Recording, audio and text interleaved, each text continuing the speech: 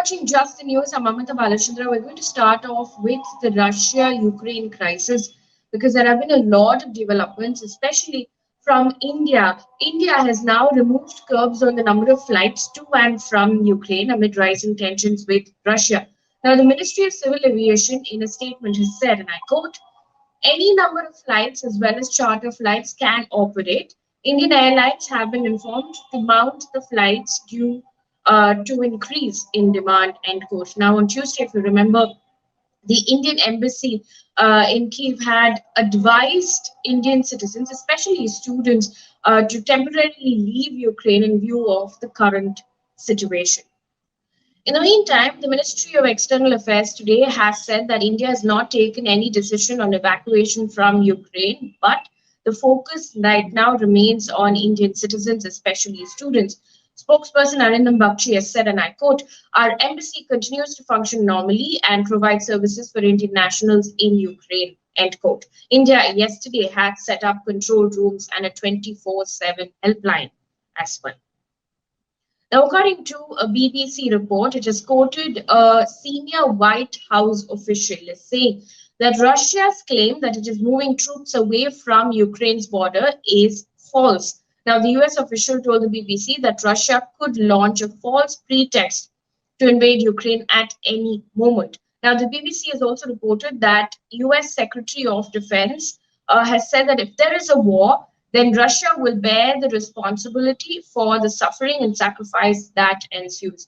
Meanwhile, according to Reuters, British Foreign Secretary has accused Russia today of seeking to fabricate a pretext to invade Ukraine after Moscow expressed concerns about escalating military activity in eastern part of Ukraine. Russia has said that it is moving troops away from the Ukrainian border after the completion of military exercises. It had said that earlier, which the US and the UK have said that those claims are false.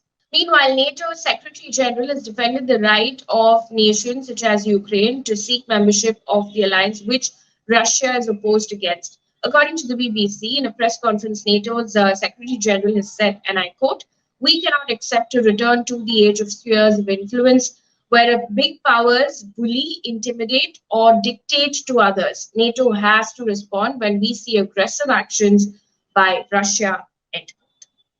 Moving on to another big story, which is the hijab controversy in the state of Karnataka. It is day 5 of the hearing in the Karnataka High Court. The Karnataka High Court adjourned the hearing to tomorrow. It's going to continue tomorrow as well. According to NDTV, the petitioners representing the Muslim girls today told Karnataka High Court that banning hijab amounts to banning Quran. To which the Chief Justice asked, and I quote, can you show it where in Quran it is stated? To which the lawyer, Mr. Kulkarni, replied, and I quote, right now I cannot, but much has been said about it. Banning hijab tantamounts to banning Quran, end quote. Yesterday, if you remember, the petitioners had told the High Court that the government targeting only Muslim women for their headscarves is an example of hostile discrimination. According to the Indian Express, the Karnataka Education Minister has held a meeting with Muslim legislators as of today in an effort to get girls to return to classrooms by adhering to the High Court interim order, which basically stated that hijab or any other religious clothing will not be allowed in classrooms. There have been reports subsequently that many people are not attending classes. According to a report by the TOI, some students of Andhra Loyola College today were denied entry into the premises of the college for wearing hijab. However, students said that they have been going to college in a burqa or hijab since the first year. The students also took a photo with the burqa for the college ID card. Muslim elders, according to this report, reached the college and held talks with the management, post which this issue was resolved in this particular college. Moving on to COVID news right now, Karnataka has announced that passengers from Goa and Kerala will no longer have to carry the mandatory RT-PCR negative report. They, however, will have to present their full vaccination certificates.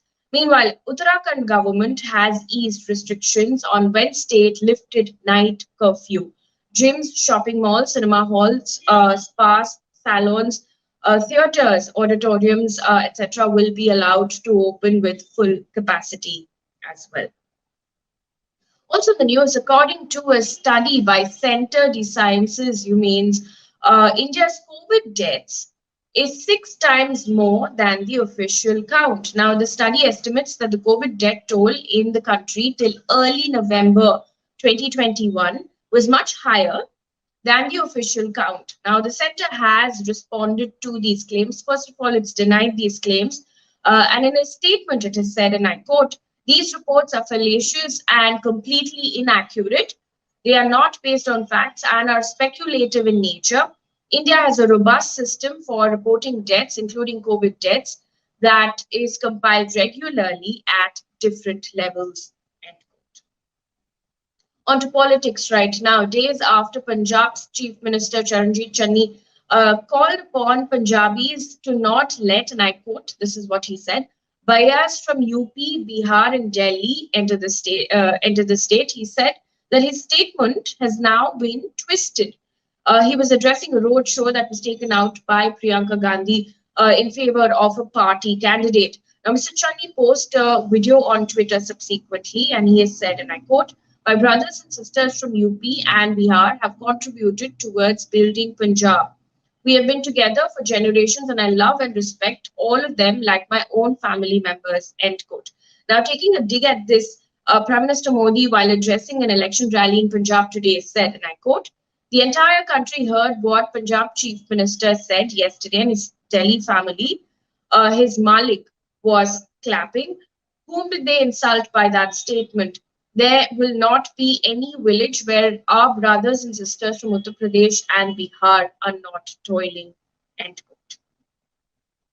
Moving on to environment news right now. Research by University of Queensland has identified over 45,000 at-risk marine species are hugely impacted by global warming and pollution. Now, University of Queensland researchers and global marine experts reviewed marine biology literature and categorized a wide range of threats, and also found that mollusks, corals are facing a diverse range of threats in the ocean.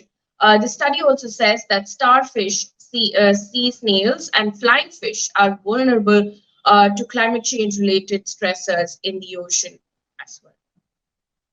On to sports news right now. India has won against West Indies by 6 wickets in the first T20I in Kolkata on Wednesday and has now taken a lead of 1-0.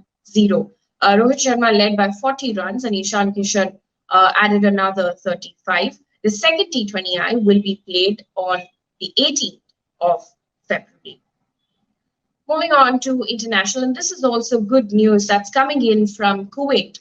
Kuwait's constitutional court overturned a law that criminalized imitation of the opposite sex and was used to prosecute transgender people. Now, the court has said that it violated Kuwaitis' right to personal freedom. Amnesty International, in the meantime, called this development a major breakthrough for transgender rights in the region. And another positive and significant news coming in from India, the Union Transport Ministry has announced that from February next year, children between the ages of 9 months and 4 years riding pillion on two-wheelers will have to wear a helmet and a safety harness attached to the rider. Now, the speed limit for two-wheelers with children on them will have to be a maximum of 40 kilometers per hour. Now, that's significant because 3/4 of all vehicles on roads are scooters or motorcycles. That brings us to the end of this bulletin. Thank you so much for watching. Good night.